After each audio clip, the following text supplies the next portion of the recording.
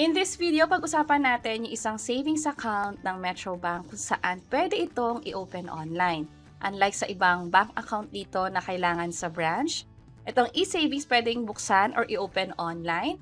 At ang maganda pa dyan, no minimum balance required. Pag-usapan natin, by the way, kung first time mo sa channel na to at gusto mo pa ng mga online tutorial videos katulad nito, please click the subscribe button. Katulad ng sabi natin, itong e-savings ng Metrobank, pwedeng i-open gamit lang yung phone mo. At hindi siya nag-require ng minimum balance. Normally kasi katulad ng sa debit card nila, 2,000 pesos yung minimum amount para makapag-open ito. Kapag naman yung passbook account, at least 10,000 pesos para makapag-open yan. Meron din silang ibang bank account na hindi mo na nag-require ng maintaining or minimum balance. Pero limited yan, depende na rin. For this one, like yung sa Spark, nasa 7 to 21 years old lang yung allowed. Pag 22 years old na yung may-ari, magiging regular savings account na siya, kung saan mag-fall na siya under this at pwedeng maging 2,000 pesos na yung initial deposit or yung maintaining balance. Meron ding ibang savings account ang Metrobank, like sa SSS Pensioner kung saan 100 pesos lang yung minimum balance at marami pang iba dito. Depende na rin kung pasok ka or eligible ka for these accounts.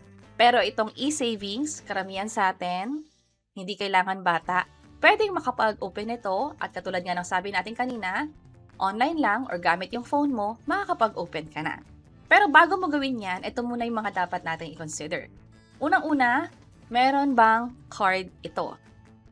Pwede kang mag-request ng debit card. Katulad ng sabi dito, pwedeng mag-email sa Metrobank at yun lang yung time na pupunta ka sa branch para i-claim yung debit card mo. Ulitin ko lang, ang pag-open ng bank account or ng e-savings account ay online.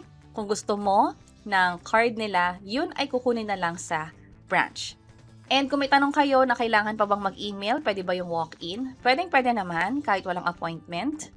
At ina-accommodate nila yung mga walk-ins. Bukod pa dyan, pwede ring mag-withdraw gamit yung mga ATMs ng Metrobank or PS Bank.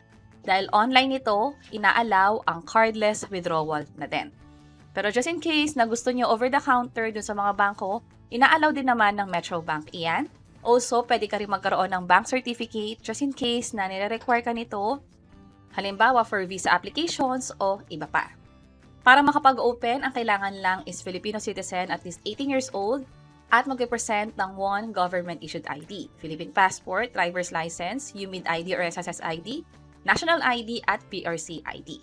Tandaan na dapat meron kang active cellphone number at email address para makapag-open ito. Yung phone number, dapat ikaw lang or sa'yo talaga yon, hindi sa kapamilya mo or hindi sa ibang tao. Ang isa pa sa magandang features nito is kapag magka-transfer ka, libre siya up to 4 times a month, libre ang debit card, at pwede rin mag-earn ng interest pero may require ng minimum balance para dyan. Ulitin ko lang, kung gusto mong kumita kahit paano, at least 10,000 pesos, pero kung hindi mo naman concern yung pag-earn through this account, purely ipon lang, or gusto mong ma-access yung mga features online ng Metrobank, at the same time may bank account na din. Kahit hindi 10,000 or katulad ng sabi natin kanina, no minimum balance required nga.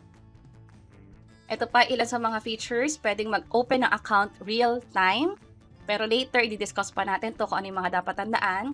At katulad ng ibang Metrobank account, pwede ka magbayad ng bills gamit to, mag-transfer ng pera, mag-ipon, at marami pang iba. Pwede mong i-access yung account mo, online lang, or gamit yung phone mo. About naman sa pag-open ng account na real-time, kailan ba dapat siya gawin? Ang suggestion dito is pwede naman siya gawin daily from 4 a.m. to 10 p.m. Within 10 minutes daw, makakakuha na ng confirmation ng semi-verified account. So ito yung dapat nating tandaan. Ang semi-verified account na i-open natin online ay hindi dapat lumagpas yung balance doon ng 50,000 pesos. Kung sakaling lumagpas, automatically ma-reject yung transaction na yan. Pero kung gusto mo ng walang limit yung e-savings account mo, pwede naman itong ipa-fully verify account at para hindi na rin magkaroon ng problema kung sakaling lalagpas yung pera mo to more than 50,000 pesos. Lastly, kung meron na kayong dating Metrobank account, mapa payroll, checking, or savings account, hindi na kayo pwedeng mag-open ng e-savings account for now.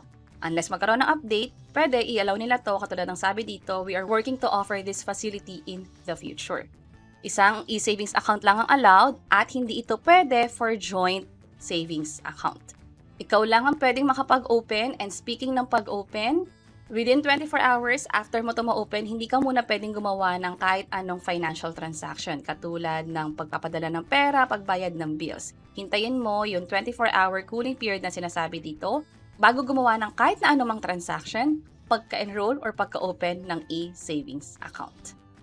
Kung may ibang katanungan, pwede tumawag sa Metro Bank or sa email nila. Pero yun yung mga dapat nating malaman tungkol sa e-savings account ng Metro Bank. Napaka-convenient i-open gamit lang ang phone, hindi na kailangan pumunta sa branch. No minimum balance required. Pero dapat i-consider na hindi dapat lalagpas sa 50,000 pesos kung semi-verified yung account. Pero kung gusto ipa-fully verify para walang issue sa incoming transfers, pwede rin naman at libre din ang debit card. Sana nakatulong tong video na to. Kung oo, pakiclick ang like button at para sa iba't ibang mga tutorial videos, pwede nyo i-check ito nasa baba. Sana makatulong and see you sa mga next videos. Bye-bye!